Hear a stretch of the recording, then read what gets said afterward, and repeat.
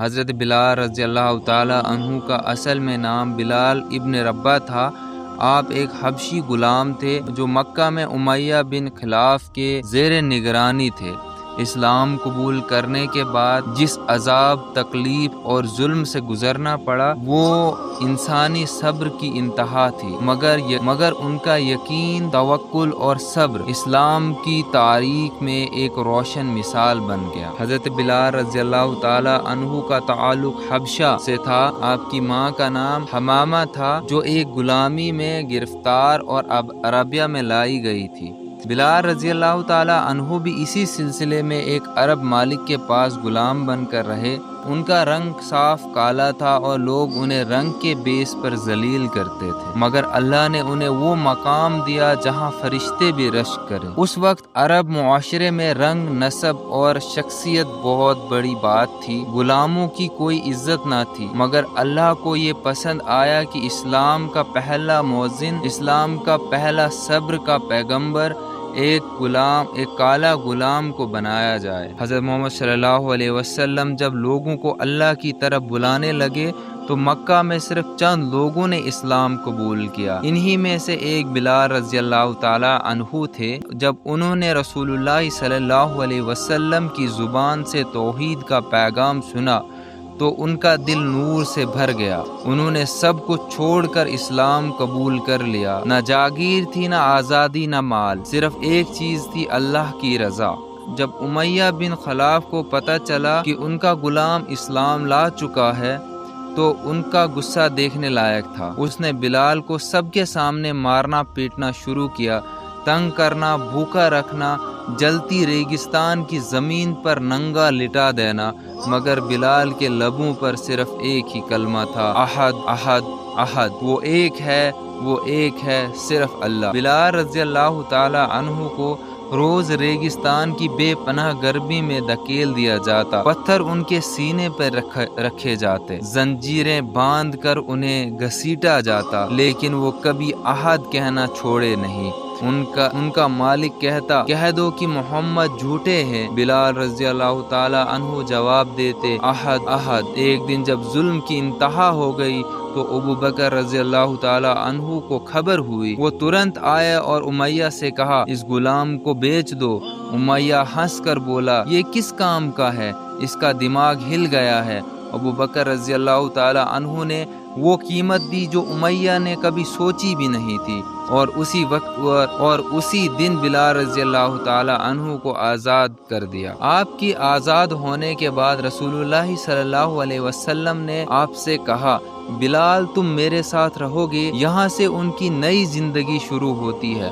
حضرت بلال رضی اللہ تعالی عنہ نے سب کچھ رسول اللہ صلی اللہ علیہ وسلم کے لیے قربان کر دیا۔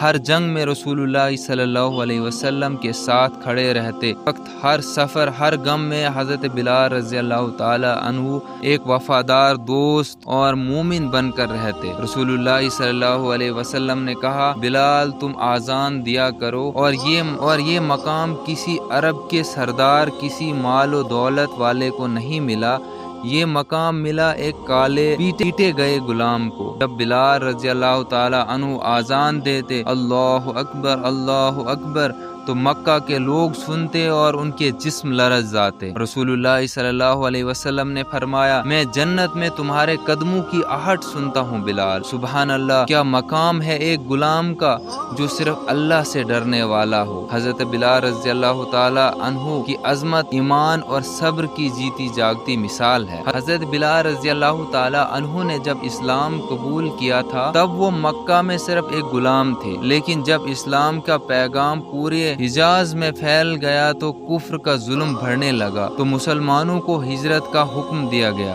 حضرت بلال رضی اللہ تعالی عنہ بھی ان لوگوں میں تھے جو مدینہ ہجرت کر گئے۔ یہ سفر آسان نہ تھا، گھبراہٹ، تنہائی اور بے وطنی کا درد تھا۔ مکہ جو ان کا وطن تھا چھوڑنا پڑا، لیکن ان کا ایمان انہیں کھینچ کر مدینہ لے آیا۔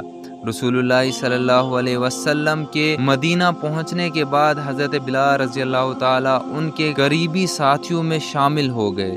مسجد نبوی کی تعمیر میں ان کا عام حصہ تھا۔ وہ پتھر اٹھاتے، مٹی لے جاتے اور رسول اللہ صلی اللہ علیہ وسلم کے ساتھ مل کر کام کرتے، اور جب مسجد تیار ہوئی رسول اللہ صلی اللہ علیہ وسلم نے سب سے پہلے کسی کو اذان دینے کا حکم دیا تاکہ وہ نماز کا وقت جمع ہو سکے۔ صحابہ رضی اللہ تعالی عنہم اجمعین میں مشورہ ہوا، کچھ نے کہا کہ گھنٹی بجائی جائے اور کچھ نے مشال جلائی جائے، مگر پھر ایک رات حضرت عبداللہ بن زید رضی اللہ تعالی عنہ نے خواب دیکھا جس میں اذان کے کلمات سکھائے گئے۔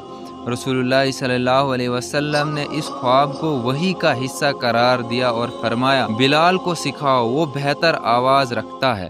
پھر پہلی بار مدینہ کی فضاؤں میں وہ آواز گونجتی ہے، اللہ اکبر اشہد ان لا الہ الا اللہ اشہد ان محمد رسول اللہ۔ جب حضرت بلال رضی اللہ تعالی عنہ کی آواز مدینہ کے آس پاس کی گلیوں میں گونجی تو لوگوں کے دل رو گئے، آنکھیں بھر آئی۔ رسول اللہ صلی اللہ علیہ وسلم نے مسکرا کر فرمایا بلال کی آواز جنت میں گونج گئی۔ اسلام کا پہلا غزوہ غزوہ بدر، مسلمان صرف 313 تھے اور مخالف 1000 سے زیادہ، لیکن حضرت بلال رضی اللہ تعالی عنہ ہر وقت رسول اللہ صلی اللہ علیہ وسلم کے ساتھ قدم بے قدم تھے۔ اس جنگ میں ایک منظر دل کو چیر دینے والا تھا۔ حضرت بلال رضی اللہ تعالی عنہ کے سب سے بڑے دشمن ان کا پرانا مالک امیہ بھی کافروں کا لشکر میں تھا۔ جنگ کے دوران جب امیہ کو پکڑا گیا تو حضرت بلال رضی اللہ تعالی عنہ نے دیکھا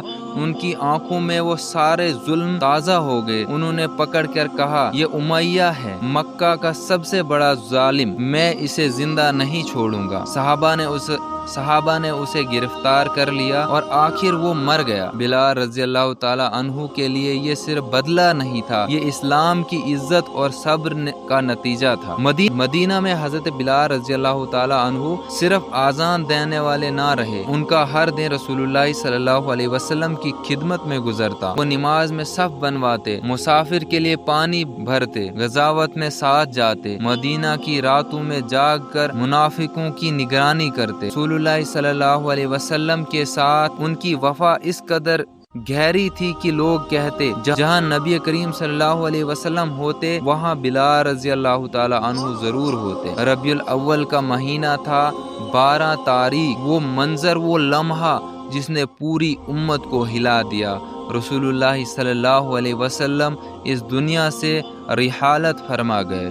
جب حضرت بلال رضی اللہ تعالی عنہ نے یہ خبر سنی تو ان کا جسم کانپ گیا، دل پھٹ گیا، آنکھوں سے آنسوں کا طوفان چھوٹ پڑا۔ اذان دینا تو ان کی روحانی کام تھا، مگر اس دن جب انہوں نے کہا اشہد ان محمد رسول اللہ تو آگے کہہ نہ سکے، آواز رک گئی، زمین پر گر گئے، رو پڑے، سارا مدینہ رو پڑا۔ اس دن کے بعد انہوں نے اذان دینا چھوڑ دیا، کہتے تھے میں محمد صلی اللہ علیہ وسلم کے بعد اذان کیسے دوں۔ رسول اللہ صلی اللہ علیہ وسلم کے انتقال کے بعد حضرت بلال رضی اللہ تعالی عنہ نے مدینہ چھوڑ دیا۔ ان کا دل کبھی بھی مدینہ کی گلیوں میں ویسا نہ رہا، وہ شام چلے گئے۔ جب حضرت عمر رضی اللہ تعالی عنہ نے کہا بلال واپس آؤ، آزان دو، تو انہوں نے صرف ایک بار آزان دی، آواز گونجی اللہ اکبر، مدینہ رو پڑا، لوگوں کو لگا محمد صلی اللہ علیہ وسلم واپس آ چکے ہیں۔ حضرت بلال رضی اللہ تعالی عنہ کی وفات شام میں ہوئی، ان کا چہرہ نور سے چمک رہا تھا، آخری وقت ان کی بیوی روتی جا رہی تھی، ہائے کیا غم کا دن ہے۔ حضرت بلال رضی اللہ تعالی عنہ نے مسکراتے ہوئے کہا نہیں، یہ خوشی کا دن ہے، آج محمد صلی اللہ علیہ وسلم سے ملاقات ہوگی، اور یہ ایک روشنی کا سفر، وہ اور یوں ہی روحانی سفر کا وہ فوج جس کا رنگ کالا تھا لیکن روح جبریل جیسی دنیا سے چلا گیا، جس کا ذکر آج بھی آذانوں میں گونجتا ہے۔